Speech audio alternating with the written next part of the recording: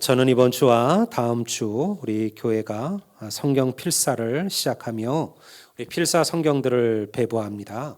저는 이 성경 필사가 여러분들에게 단순히 부담이고 또 의무가 되지 않기를 바라며 마가복음 강해를 한 주 멈추고 하나님의 말씀을 가까이 함에 대한 그 유익에 대하여 말씀을 잠깐 나누고자 합니다.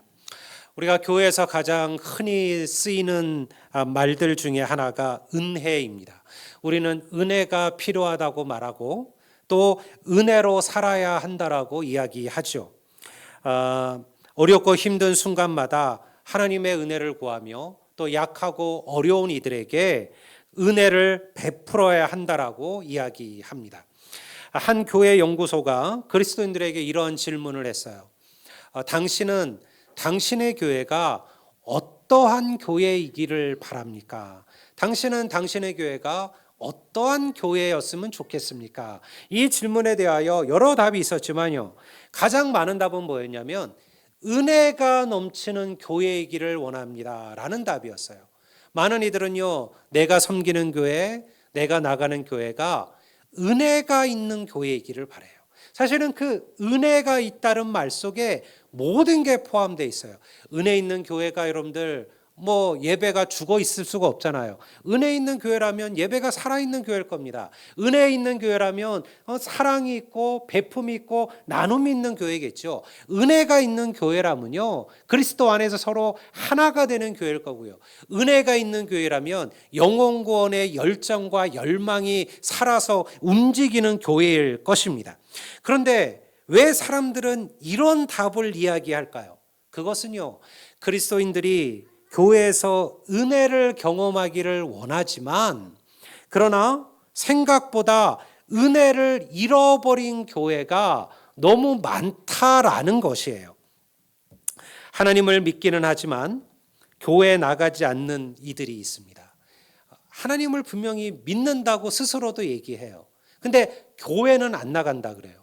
우리가 이러한 이들을 누구라고 부를까요? 무슨 성도? 가나안 성도라고 불러요. 가나안 성도.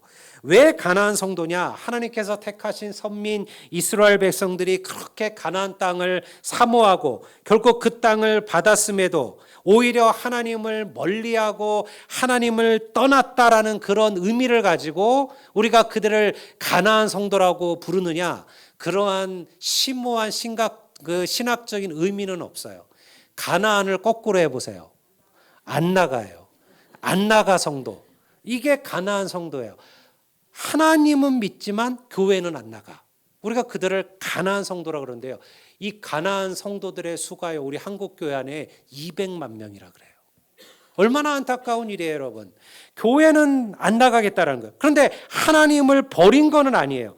개인적으로 말씀도 있고 기도도 하고요, 주일이면 방송 설교도 듣고 믿음을 붙들려고 하죠. 그런데 왜 믿음이 있는데 교회는 안 나간다고 말할까요? 여러분, 그들의 대부분의 답은 이러합니다. 내가 교회에서 은혜를 경험하지 못합니다. 내가 교회에서 은혜를 찾을 수가 없습니다. 그래서 교회를 안 나간다라는 거예요. 예배가 행복해야죠. 교회 가는 것이 기다려져야 합니다. 말씀이 꿀송이처럼 달아야 하고요, 때로는 그 말씀 때문에 내 마음의 찔림을 경험해야 하죠. 기도 시간마다 하나님의 임재를 경험하며 그리고 마음의 위로를 느껴야 합니다. 믿지 않는 이들을 볼 때 그 우리의 마음속에 안타까움과 궁휼함이 일어나야만 해요. 그렇다면요, 지금 나는 은혜 안에 살아가고 있는 거예요. 성도 여러분, 스스로에게 질문을 던져 보셔야만 합니다. 여러분의 예배는 감격이 있으신가요? 혹시 내 예배가 하나님의 말씀, 찬송, 기도가 아니라 여러분들 사람들과의 이야기, 수군수군으로 그렇게 채워지는 것은 아닌가요? 여러분, 혹시라도 여러분의 안에는 다른 이들에 대한 사랑과 긍휼이 넘치고 있는가요? 주님을 생각할 때마다 나 같은 죄인을 위하여 죽으신 그 십자가의 은혜 앞에 우리는 울며 통회하며 감격이 있으신가요? 그렇지 않다면 오늘 우리에게 필요한 것은 은혜를 회복하는 거예요. 성도 여러분, 우리의 삶은 전적으로 하나님의 은혜임을 믿습니다. 내가 여기까지 온 것, 나의 공로, 나의 힘, 나의 능력이 아니에요. 하나님께서 우리와 함께 하시고 우리에게 은혜를 베푸신 거죠. 성도는 하나님의 은혜를 붙들고 환난과 시련을 견디며 천국의 소망을 품고 살아가는 이들이에요. 아무리 어려움 속에서도, 많은 어려움 속에서도 성도가 낭망하고 넘어지지 않는 이유는 무엇입니까? 하나님의 은혜가 우리를 붙들고 있기 때문임을 믿습니다. 이것이 하나님의 은혜예요. 다시 말해서 은혜가 무엇입니까? 하나님이 주시는 힘, 능력, 섭리, 그리고 격려하심, 위로하심, 이 모든 것을 통틀어 말하는 거예요. 문제는 항상 디테일에 있죠. 제가 한 이야기를 여러분이라고 모를까요?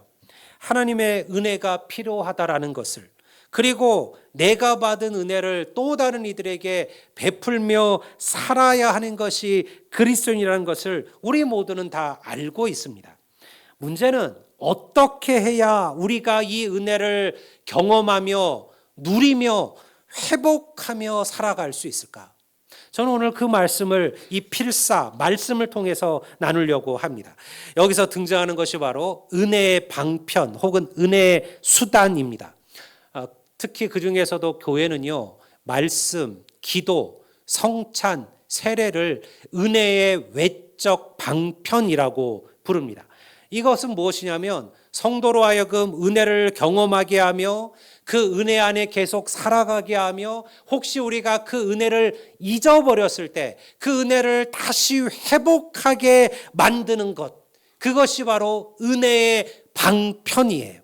그 이 여러 가지 은혜의 방편 가운데 가장 기본이 되는 게 무엇이냐? 그게 바로 하나님의 말씀임을 믿습니다.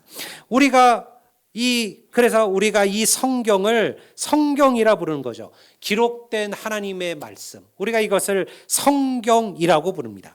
하나님께서는 왜 우리에게 성경을 주셨을까요?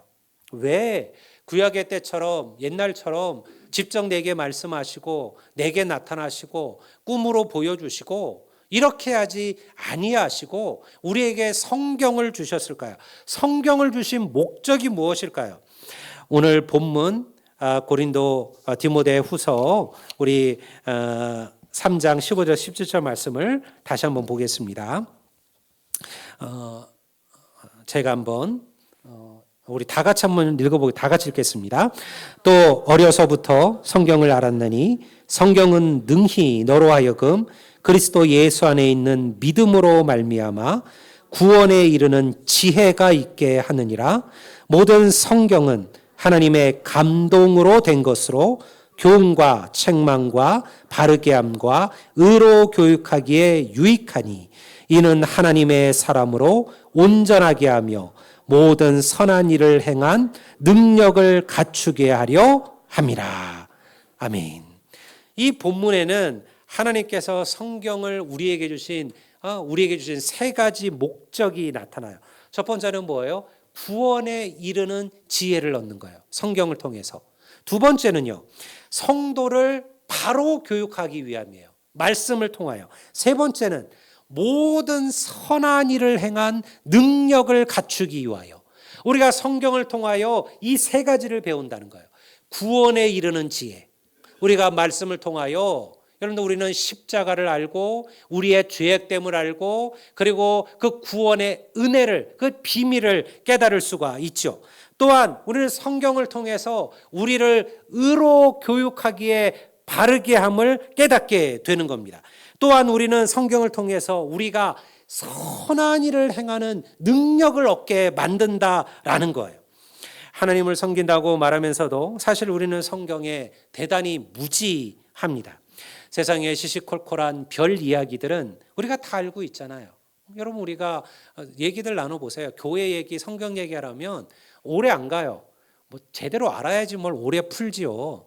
근데 여러분들 연예인 얘기하고 여러분들 임영웅 얘기하고 드라마 얘기하고 이러면요 몇 시간도 금방 지나가요. 우리는 다 알고 있습니다. 별거 시시콜콜한 얘기까지 다 알고 있죠. 그렇지만 물론 모든 일이 그렇지는 않을 거예요. 어떤 이들은 항상 말씀을 붙들고 살아가는 이들도 있어요. 하지만 일반적으로 봤을 때 오늘 그리스도인들의 삶의 말씀은 대단히 멀리 있어요. 여러분, 과연 여러분 가운데 매일매일 하루에 끊임없이 말씀을 묵상하고 그 말씀을 배우는 이들은 얼마나 되신가요? 여러분, 내 하루의 긴 시간과 비교해 보세요. 내가 텔레비전 보는 시간, 내가 유튜브를 보는 시간, 내가 혹은 이런저런 세상의 즐거움으로 내 시간을 보내는 그 시간에 비하면 내가 하나님의 말씀을 붙드는 시간, 내가 기도하는 시간, 내가 영혼을 전도하기 위하여 노력하고 애쓰는 시간이 내 하루의 삶 속에 얼마나 되고 계신가요? 일반적으로 우리의 삶은요, 점점 하나님으로부터 멀어지고 있습니다. 제가 왜 필사를 시작했을까요? 관광한 것처럼 사흘부터 우리 제자 양육도 시작됩니다. 둘 다 말씀을 가까이 하는 훈련입니다. 이것이 우리에게 가장 필요한 은혜의 방편이기 때문에 그러합니다. 하나님은 오늘도 말씀을 통하여 우리에게 말씀하시고 우리를 가르치시고 우리를 살게 하심을 믿으시기를 주의 이름으로 축원합니다. 오늘 우리가 은혜를 잃어버렸다면 이유는 무엇이에요? 우리가 말씀을 잃어버린 거예요. 그 말씀을 가까이 하지 않기 때문에 그러합니다. 여러분, 오늘 다 필사 책들 다 한 권씩 갖고 올라오셨어요? 그럼 저렇게 많이 남아있을 리가 없는데요. 여러분, 아직 여러분들 아마 들어오시면서 보고 지나가셨을 겁니다. 내가 너무 바빠서, 내가 할 일이 많아서, 내가 괜히 저거 가져가서 못 쓰면, 아마 이런 생각도 하실 겁니다. 혹은 나는 알아서 말씀 가까이 하고 항상 있는데 내가 필사까지라고 생각하셨을지도 모르겠습니다.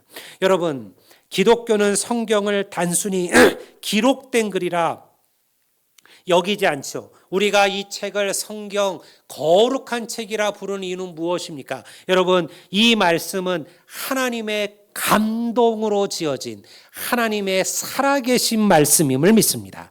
이 말씀을 통해 하나님은 우리에게 은혜를 베푸심을 믿으시기를 바랍니다. 제가 오래전 목회를 시작할 때 힘들었던 적이 있어요. 사람 때문이죠. 저를 너무너무 힘들게 하는 분이 계셨어요. 제가 서울에서 부교육자를 할 때였는데요. 그래서 항상 마음이 무겁고 힘들었습니다. 어떻게 해야 될지를 모르겠어요. 그래서 왜 사사건건 나를 힘들게 할까 그런 생각을 했습니다. 어떻게 해야 될까? 그냥 사역을 그만둘까? 내가 담임 목사도 아니고 부교육자인데 내가 그래도 총신대학을 나와서 서울에 내가 갈 곳이야. 어디든 없겠느냐. 그냥 관둘까? 아니면 한판 제대로 한번 붙어볼까? 아니면 누군가를 보내서 좀 설득을 시켜볼까? 별의별 생각들을 제가 다 했어요. 여러분, 저는 그래서 성도들의 마음을 알아요. 우리가 교회 오는데 불편한 사람이 생긴다. 그게 얼마나 힘들까? 은혜가 안 돼요. 여러분, 내가 누구 때문에 힘들고 누구 보기 싫고 이러면요, 교회가 은혜가 될 수가 없는 거죠. 여러분, 그러면 어떻게 해야 되느냐? 내가 저 인간 꼴 보기 싫어서 가야 되겠다가 아니에요. 여러분, 그를 사랑하고 이해하고 용서할 수 있는 마음을 주시기를 위해서 기도하시기를 바랍니다. 저는 그때 제가 아직 정말 부족할 때였어요. 어느 날 말씀을 읽다가 제가 큰 은혜를 받았어요. 제가 사도행전 말씀을 읽고 있었는데요. 그런 부분이었어요. 바울이 2차 세계 선교여행을 마치고 이제 자기가 예루살렘으로 가기로 결정을 합니다. 그런데 다른 것은 다 괜찮았어요. 예루살렘에 가면 핍박과 환란이 있다는 것도 알았어요. 근데 그거는 기꺼이 감당할 수 있었어요. 문제는 뭐냐면 남겨두고 가야 하는 에베소 교회와 성도들이 문제였어요. 왜냐하면 바울은 자기가 떠나고 나면 이제 그 교회 안에 온갖 이단들과 거짓 목회자들이 들어와서 교회를 힘들게 할 것을 알고 있었다라는 것이죠. 그래서 그가 밀레도라는 한 도시의 해변에 에베소 교회 장로들을 다 청하여 부릅니다. 그리고 그 해변에서 마지막 말씀들을 나누어요. 그들에게 장차 교회 안에 일어날 여러 가지 시련과 환난과 문제에 대해서 이야기합니다. 그리고 나서 이러한 이야기를 덧붙여요. 사도행전 20장 32절 말씀인데요. 제가 한번 읽어볼게요. 바울이 그 에베소 장로들에게 한 이야기입니다. 지금 내가 여러분을 주와 그 은혜의 말씀에 부탁하노니 그 말씀이 여러분을 능히 든든히 세우사 거룩하게 하심을 입은 자 가운데 기업이 있게 하시리라. 그리고 무릎을 꿇고 그 에베소 장로들과 함께 그 해변에서 울며 기도하고 배를 타고 예루살렘으로 갑니다. 여러분, 이 본문에 잘 보세요. 바울이 그 큰 어려움에 직면할 교회와 성도들을 누구에게 부탁했어요? 사람이 아니에요. 누구에게? 주와 그 은혜의 말씀에 부탁하노니. 내가 주와 및 그 은혜의 말씀에 너희들을 부탁하노니 그 말씀이 너희들을 든든히 세우리라. 여러분, 교회를 세우는 것은 사람이 하는 일이 아닙니다. 하나님의 살아계신 말씀에 우리가 붙들릴 때 그 말씀이 교회를 은혜 안에 세울 줄로 믿습니다. 저에게 그 말씀에 은혜가 있어서요. 제가 그 말씀을 붙들고 기도했습니다. 하나님, 지금 제 어려움, 제 아픔을 하나님 아시죠? 기억해 주십시오. 기도했죠. 어떻게 되었을까요? 여러분, 저를 힘들게 했던 그분이 확 달라졌을까요? 안 달라졌어요. 그대로예요. 근데 여러분들, 누가 달라졌을까요? 제가 달라졌어요. 제가 달라졌어요. 제가 그를 용서하게 되었어요. 여러분들, 오히려 저의 연약함을 돌아보게 되었어요. 그에게만 문제가 있는 것이 아니라 내게도 약함이 있음을 알게 되었어요. 그를 위해서 기도하게 되었어요. 그를 긍휼히 여기게 되었어요. 하나님께서 나를 바꾸신 거죠. 여러분, 기도하셨습니까? 응답이 없으셨나요? 여러분들 누군가에서 중보했는데 그가 달라지지 않나요? 여러분, 그러면요, 하나님의 뜻이 어디에 있느냐? 그에게 있는 게 아니에요. 내게 있는 거예요. 여러분, 내가 달라지시기를 주의 이름으로 축원합니다. 디모데는 바울이 그의 동역자이자 에베소 교회 목회자였던 디모데에게 보낸 서신입니다. 디모데는요, 젊은 목회자였어요. 바울에게 디모데는 사실은 아들뻘이었어요. 바울이 복음을 전했던 것은 그의 할머니, 그의 어머니였지요. 그런데 어떻게 이 바울은 이 디모데를 자신의 영적인 아들이요 믿음의 동역자로 칭찬하고 그리고 그에게 그 에베소 교회라는 그 큰 교회를 맡길 수가 있었을까요? 그 답이 오늘 본문에 있었어요. 오늘 본문에 첫 시작할 때 뭐라고 얘기합니까? 바울이 디모데 이렇게 얘기해요. 내가 어려서부터 성경을 알았노니, 성경을 배웠노니, 이렇게 얘기합니다. 디모데가 어렸을 때부터 성경을 알았다라는 거예요. 누구를 통해서? 그의 할머니 로이스, 그의 어머니 유니게를 통하여 디모데가 어렸을 때부터 하나님의 말씀을 배우고 그 말씀을 붙들고 살았다라는 거죠. 이 말씀이 디모데를 위대한 하나님의 사명자로 세웠음을 믿습니다. 여러분, 믿음은 그냥 성장하지 않습니다. 그렇게 성장하는 법은 없습니다. 10년, 20년 믿어도 내 믿음이 어린아이의 믿음이고 달라지지 않는다면 말씀을 점검하셔요. 내가 하나님의 말씀을 내 삶에 붙들고 살았느냐라는 거예요. 말씀을 가까이 하고 말씀을 듣고 말씀을 읽고 말씀을 쓰고 말씀대로 행할 때 하나님께서 우리의 믿음을 반석 위에 세워주실 것임을 믿습니다. 여러분, 제자 훈련은 무엇입니까? 그렇게 배우고 그렇게 묵상한 말씀을 나의 삶에 적용하고 그 말씀대로 살고자 하는 제자의 삶을 살겠다라는 결단이에요. 여러분, 제가 지난번에도 얘기했잖아요. 우리는 교인이 아니라 우리는 무엇이 돼야 된다? 제자가 돼야 돼요. 여러분, 교인으로 이 자리에 앉아 계신 거 아닙니다. 우리는 예수님의 제자가 되는 게 목적이에요. 지금은 교인이지만 그러나 교인을 뛰어넘어 그리고 예수님의 좋은 제자로 쓰임받게 되는 것, 이것이 성도들이 갈망하는 소망이에요. 여러분, 바로 성경 필사가 그 은혜를 유지하고 회복하기 위한 은혜의 방편이라는 거예요. 성도 여러분, 1년 안에 신구약을 쓰라는 게 아니에요. 그건 저도 못 써요. 1년 안에 신구약 성경을 필사하는 것은 정말 1년 내내 아무것도 안 하고 성경만 필사하면 가능할지 모르겠지만 일하고 자녀들을 돌보고 가정을 책임지고 뭐 여러 가지 사명들을 감당해야 되는데 어떻게 성경만 붙들고 삽니까? 그거는 불가능하죠. 여러분, 그냥 1년 동안 창세기 하나 쓰시면 돼요. 요한복음 하나 쓰시면 돼요. 디모데 전서 후서 하나 쓰시면 돼요. 중요한 것은 매일 조금씩이라도 말씀 앞에 서는 훈련을 하시라는 거예요. 많은 이들이 성경 필사를 실패하는 이유는 뭐냐면 시간이 될 때 한꺼번에 모아서 쓰겠다라고 생각하기 때문에 그렇습니다. 3월에 나눠드린 필사를 10월이 될 때까지 한 글자도 못 쓰는 분들이 있어요. 아직도 시간이 많은데 요까지 거 그냥 이거 내가 마음만 먹으면 이거 한 주면 돼. 맞아요. 한 주면 쓸 수 있어요. 한 주만 시간 내면 하루에 몇 시간만 시간 내면 쓸 수 있죠. 근데 그렇게 하는 거는요, 우리가 필사를 하는 이유와 목적이 아니라는 거예요. 그러려면 뭐로 필사를 합니까? 그냥 여러분들이 알아서 하시면 되죠.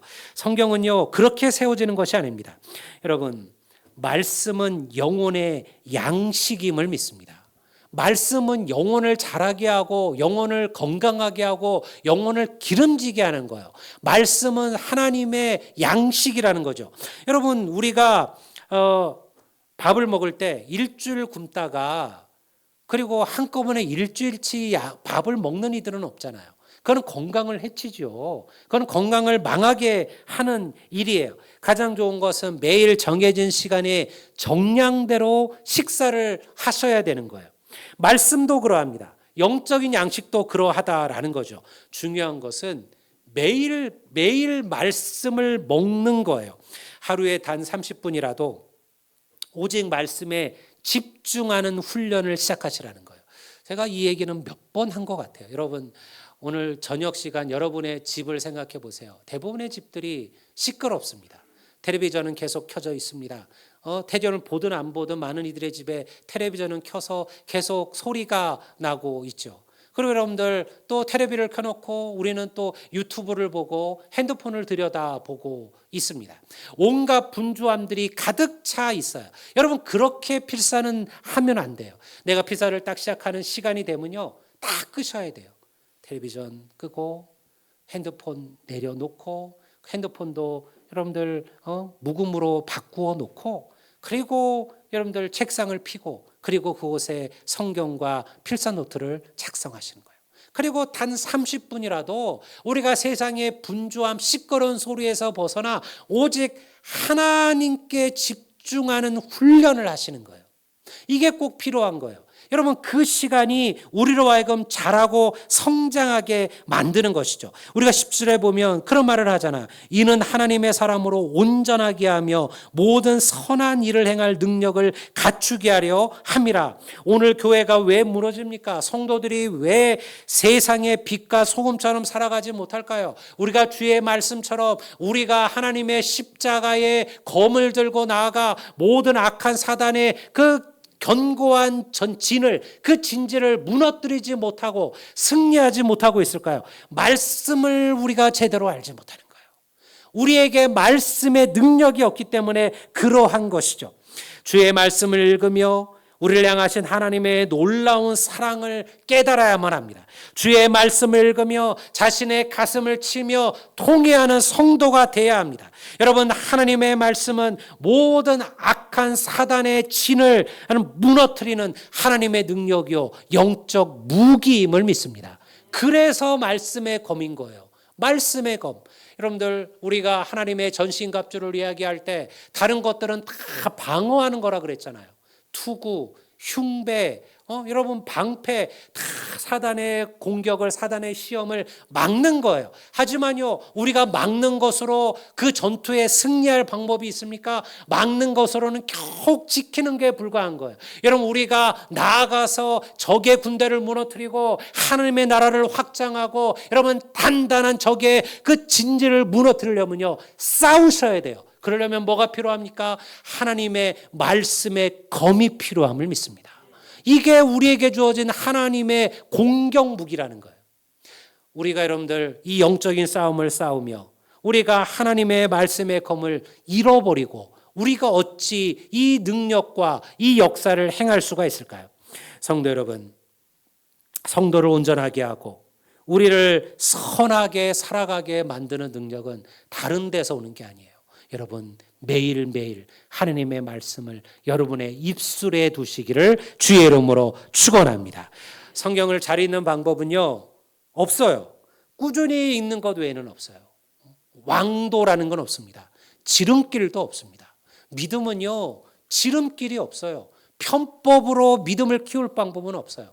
여러분 엘리베이터 타고 한꺼번에 1층에서 꼭대기로 올라갈 수 없다라는 거예요. 믿음은 한 걸음 한 걸음 한 계단 한 계단 걸어 밟고 올라가셔야만 합니다. 그 모든 걸음이 말씀의 계단, 기도의 계단, 영혼 구원의 계단, 예배의 계단, 헌신의 계단 이런 계단들을 다 우리가 밟으면서 하나님이 원하시는 믿음의 고지의 정상에 서는 거예요. 여러분 그래서 우리가 이 필사를 시작하시는 거예요. 사실은 매일 성경을 가까이 하고 묵상하는 분들에게 필사는 안 하셔도 됩니다. 하지만 필사를 왜 제가 시키고 언제까지 내라고 하느냐? 목표가 있지 않으면 우리는 하지 않습니다. 우리의 죄악된 우리의 생각과 의지가요 금방 무너져요. 오늘 여러분들 책 받으셨죠? 책도 좋잖아요. 지난번에 비하면 훨씬 쉬울 것 같아요. 글씨도 넓고 오타도 없어요. 그냥 바로 보고 바로 쓰면 되니까요. 어떤 분들은 마음이 시작돼요. 야, 내가 당장 오늘부터 필사를 시작해 보리라. 근데요, 그 의지가 금방 흐물흐물거려요. 우리의 인간의 의지가 그러하다라는 거예요. 그래서 우리가 목표를 정하고 날짜를 정한 거예요. 어쨌든 필사는 내가 가져간 이 한 권을 채워야 한다라는 책임이 있잖아요. 여러분이 가져간 그 한 권이 빠지면 완전한 성경 한 권의 필사책이 완성되지를 못하는 거예요. 여러분 놀라운 사실은 마지못해 시작했을지라도 한 구절 한 구절 말씀을 써내려 가다 보면 어느 순간 내 삶에 하나님의 은혜와 진리의 빛이 비치고 있음을 깨닫게 될 줄로 믿습니다. 이것이 하나님의 말씀의 은혜요, 하나님의 말씀의 능력이에요. 저는 여전히 성경의 능력을 믿습니다. 성경은 수많은 인생들을 변화시켰습니다. 그리고 수많은 이들이 오늘도 성경을 통하여 하나님을 만나고 이들의 인생에 살아갈 길들을 찾아가고 있습니다. 하나님의 말씀을 통해 자신의 삶을 변화시키고 그리고 의로운 길을 걸어가는 힘을 얻고 있습니다. 성도 여러분, 하나님의 말씀을 여러분의 마음에 새기시기를 바랍니다. 주의 말씀처럼 주야로 그것을 묵상하시고 가르치시고 행하는 삶을 살아가십시오. 이것이 반석 위에 믿음의 집을 세우는 것임을 믿으시기를 주의 이름으로 축원합니다. 이번 필사를 통해 살아계신 하나님의 음성을 듣는 은혜가 우리 모든 성도들에게 넘치기를 주의 이름으로 축복합니다. 우리 다 같이